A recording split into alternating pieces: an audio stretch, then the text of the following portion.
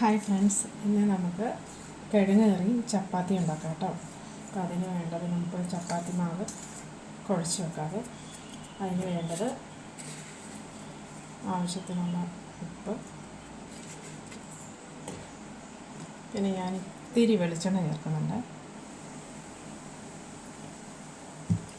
ഇതങ്ങ് നല്ലവണ്ണം മിക്സ് ചെയ്യാം.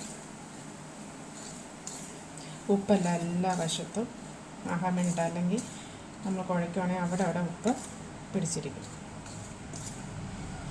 എന്നിട്ട്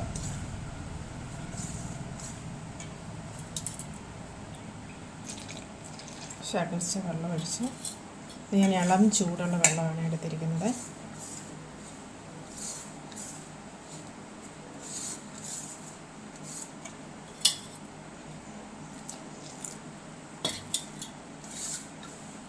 നല്ലവണ്ണം കുഴയ്ക്കുക.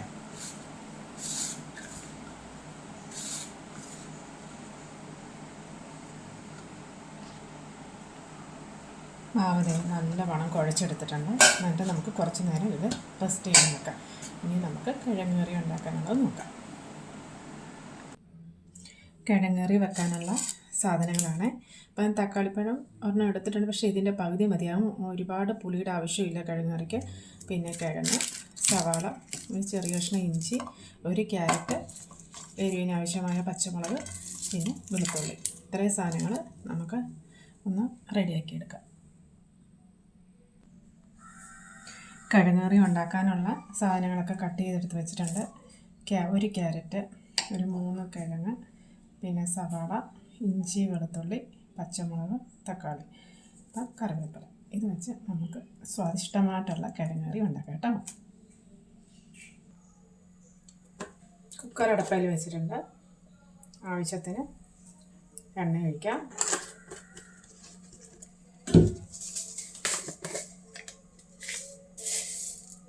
കടുകിടാം.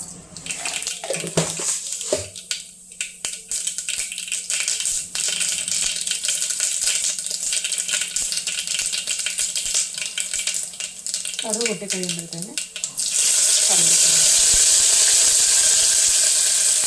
അതിനുശേഷം ഞാൻ പച്ചക്കറികളെല്ലാം ഒന്നിച്ച് വഴറ്റിയിട്ടാണ് ഉണ്ടാക്കുന്നത്.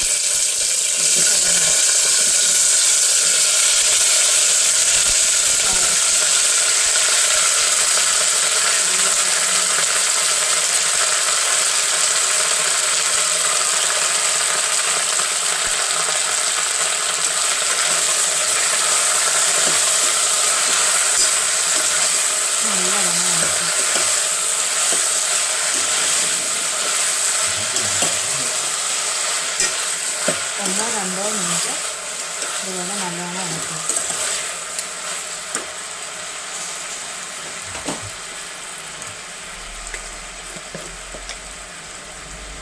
നമുക്ക് ആവശ്യത്തിനുള്ള മഞ്ഞൾപ്പൊടി ഇടാം കേട്ടോ.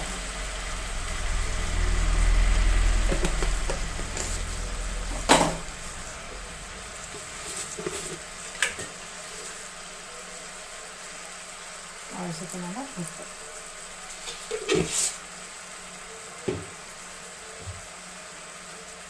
പിന്നീട് വേണമെന്നുണ്ടെങ്കിൽ ഉപ്പ് നോക്കിയിട്ട് ചേർക്കാം കേട്ടോ.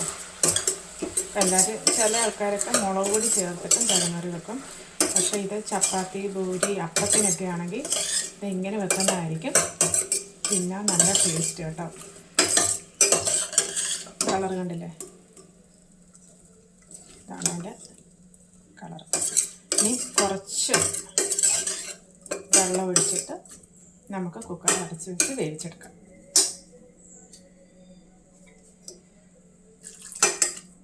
ചെറുതായിട്ടൊരു കിഴങ്ങൊക്കെ ഒന്ന് മുങ്ങി കിടക്കുന്ന രീതിയിൽ വെള്ളം ഒഴിച്ചാൽ മതി. അധികം ഓവർ വെള്ളം വേണ്ട.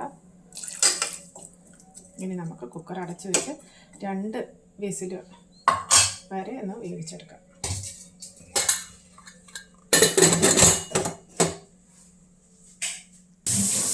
ആവശ്യത്തിന് തേങ്ങ, കുറച്ച്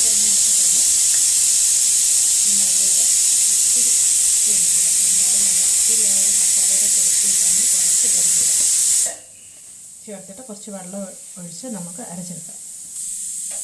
ഞാൻ നല്ലതുപോലെ തേങ്ങ അരച്ചെടുത്തിട്ടുണ്ട്. ഇത് നമുക്ക് കിഴങ്ങ് വെന്തിരിക്കുന്ന പച്ചക്കറിയിലേക്ക് നമുക്കിത് ചേർക്കാം. ഇനി നമുക്ക് കുക്കർ തുറന്ന് വെക്കാതെ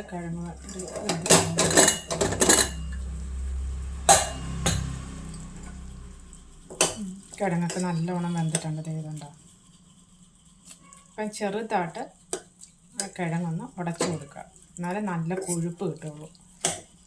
ഇത് അധികം ഉടയ്ക്കേണ്ട കാര്യമൊന്നുമില്ല, നല്ലോണം വെന്തിട്ടുണ്ട്.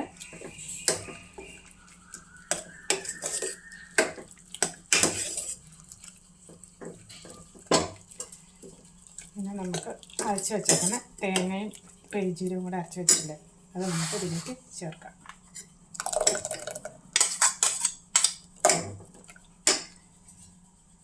ആവശ്യത്തിന് വെള്ളം ചേർക്കാം.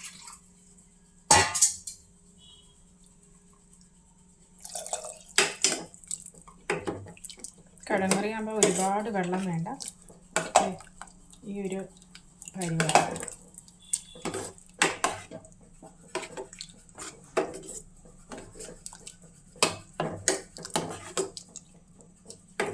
ഈ തേങ്ങ ചേർത്ത ശേഷം ഇത് തിളയ്ക്കാൻ പാടില്ല. ഇങ്ങനെ ഒന്ന് പതഞ്ഞു വരുമ്പോഴത്തേന് നമ്മൾ ഓഫ് ചെയ്തിട്ട് കുറച്ച് കറിവേപ്പിലയും മൂരിയിട്ട ശേഷം നമ്മുടെ കിഴങ്ങ് കറി റെഡിയാവും. കിഴങ്ങ് കറി റെഡി ആയിട്ടുണ്ട്. ഇതാണ് അതിൻ്റെ പരിവം. ഇത്തിരി കറിവേപ്പിലയും കൂടെ മൂരിയിട്ട ശേഷം നമ്മുടെ കിഴങ്ങ് കറി റെഡി ആയിട്ടുണ്ട്. ഇനി നമുക്ക് ചപ്പാത്തി ഉണ്ടാക്കാം. ഇതാണ് നമ്മുടെ കിഴങ്ങ് കറി കേട്ടോ. 10 ഉരുളയാണ് നമ്മൾ ചപ്പാത്തി മാവ് കുഴച്ച് വെച്ചിട്ട് കിട്ടിയിരിക്കുന്നത്. അപ്പം എനിക്ക് ചപ്പാത്തി അങ്ങനെ പരത്താൻ അറിയില്ല. പരത്തി കഴിഞ്ഞാൽ ഇന്ത്യ പൂപ്പടം പോലെ ഇരിക്കും. അതുകൊണ്ട് ഞാൻ ചേട്ടായി കൊണ്ടാണ് അത് പരത്തിക്കുന്നത്. പരത്തിയ ചപ്പാത്തി. ഇനി നമുക്ക് ഇത് ചുട്ടെടുക്കാം. എങ്ങനെ ചപ്പാത്തി ഒരെണ്ണം ആദ്യത്തെ ചപ്പാത്തി നമ്മൾ അടപ്പിട്ടിട്ടുണ്ട്. അപ്പം ചപ്പാത്തി ഇടുന്ന സമയത്ത് തീ നല്ലവണ്ണം കൂട്ടിയിടണം. അതിന് ശേഷം പൊള്ളച്ച് വന്നോളൂ. നല്ല സോഫ്റ്റായിട്ടുള്ള ചപ്പാത്തി കേട്ടോ. ഇതുണ്ടോ, ഈ സൈഡൊക്കെ ഇങ്ങനെ പിടിച്ച് ഇതിങ്ങനെ ഒന്ന് പ്രസ് ചെയ്ത് കൊടുക്കുമ്പം ഇതുപോലെ നല്ല പൊങ്ങി വരുവേ.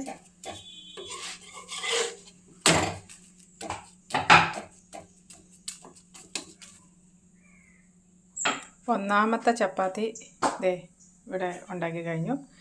അടുത്ത ചപ്പാത്തി ഇവിടെ വെച്ചിട്ടുണ്ട്, അടുപ്പിലിട്ടിട്ടുണ്ട്.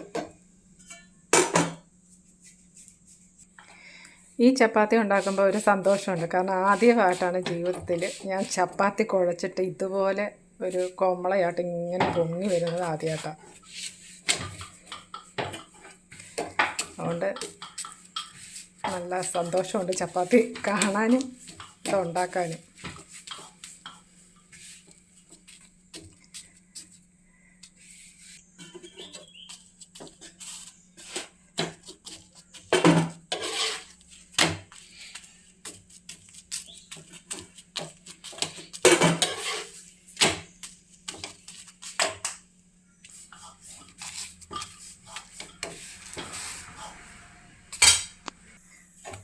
ചപ്പാത്തി ഇവിടെ റെഡി ആവുന്നുണ്ട്.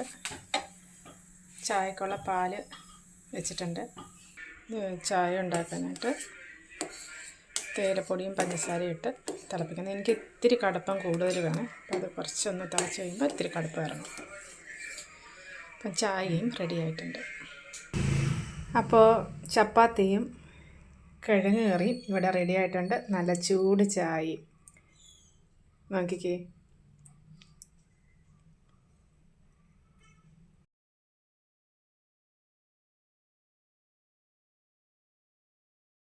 ഒരു തവണയെങ്കിലും ചപ്പാത്തിയും കിഴങ്ങ് കറിയും ഇതുപോലെ ഉണ്ടാക്കി നോക്കുക. അടിപൊളി ടേസ്റ്റാണ്. അപ്പത്തിനും പൂരിക്കും ഒക്കെ നമുക്ക് ഈ കറി യൂസ് ചെയ്യാം. അതുപോലെ തെറ്റുകളുണ്ടെങ്കിൽ നിങ്ങൾ കമൻറ്റ് രൂപേണ അറിയിക്കുക. എന്നാൽ ആ തെറ്റുകൾ തിരുത്തി അടുത്ത വീഡിയോ നല്ലോണം ചെയ്യാൻ പറ്റുള്ളൂ. അപ്പം എൻ്റെ വീഡിയോ ഇഷ്ടപ്പെട്ടെങ്കിൽ ലൈക്ക് ചെയ്യുക, ഷെയർ ചെയ്യുക, മറക്കാതെ സബ്സ്ക്രൈബ് ചെയ്യുക. അപ്പം അടുത്ത വീഡിയോയിൽ കാണുന്നത് വരെ നിങ്ങളുടെ സ്വന്തം വിനു. Bye bye.